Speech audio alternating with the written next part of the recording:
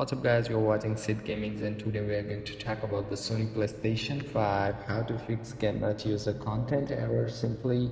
So here we go to the settings and user accounts. Go to the other, here you have the other console and restore license. Console sharing restore license. If you become unable to content you downloaded from PlayStation Store, there might be a problem with the license, the content try.